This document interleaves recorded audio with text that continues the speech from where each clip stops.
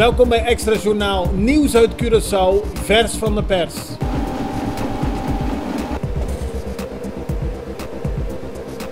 En dit is het nieuws van vandaag. Gisteravond is het lichaam van een man uit het water bij Maritie gehaald. De politie was na een melding naar hem op zoek gegaan en werd daarbij geholpen door de kustwacht. Naar alle waarschijnlijkheid gaat het om een man die daarvoor nog lopend langs de waterkant was gezien. De politie heeft de zaak in onderzoek.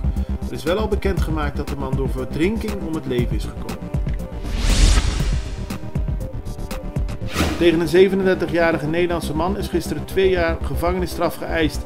Hij is volgens de OM verantwoordelijk voor een auto-ongeluk dat heeft plaatsgevonden op 6 augustus vorig jaar ter hoogte van Fontijn. Daarbij kwam een andere man om het leven. De Nederlander zou van tevoren hebben gedronken, maar zegt zich niet meer te kunnen herinneren hoeveel hij heeft gedronken en ook weet hij niks meer van het ongeluk. De advocaat van de verdachte vindt 2 jaar hoger dan normaal. De rechter doet op 17 april uitspraak. Maduro en Curiels Bank en CIBC First Caribbean hebben gezamenlijk een financiering van bijna 60 miljoen gulden verstrekt aan Dame Dock Curaçao en Dame Ship Repair Curaçao. Volgens Maduro en Curiels Bank is dit een grote stap voor Curaçao, omdat het bedrijvigheid met zich meebrengt, maar ook meer deviezeninkomsten en meer werkgelegenheid. Daarnaast wordt door de activiteiten van Dame de economische bedrijvigheid op Curaçao gestimuleerd, zo stellen de banken. Een 22-jarige Curaçaose man wordt vanochtend vrijgelaten onder voorwaarden. De afgelopen 14 maanden zat hij vast op verdenking van de moord op Lennart Frederik op 21 januari vorig jaar. Dat gebeurde bij een Truckee Pang op Palu Blanco. Volgens de advocaat van de verdachte heeft iemand anders de moord gepleegd. De man mag voorlopig vrijkomen, maar heeft bijvoorbeeld wel zijn paspoort moeten inleveren.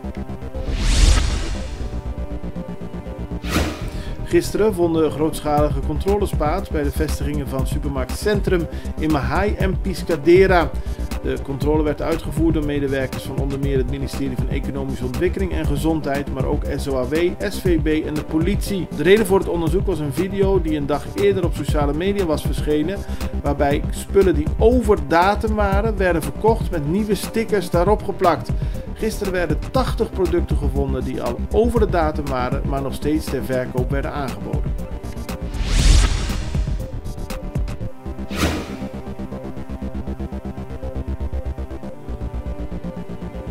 Gisteren is in Las Vegas de loting geweest voor de nieuwe ronde voor de CONCACAF Nations League.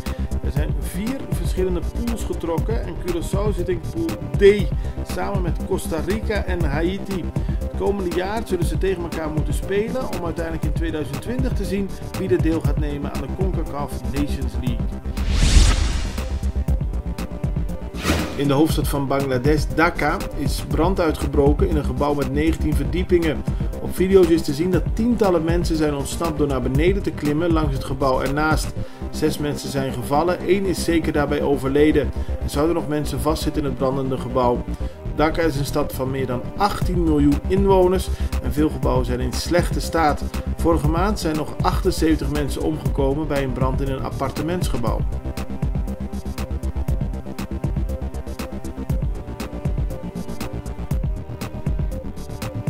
Dit was Extra Journaal met nieuws uit Curaçao in het Nederlands, elke doordeweekse dag. Tot de volgende keer.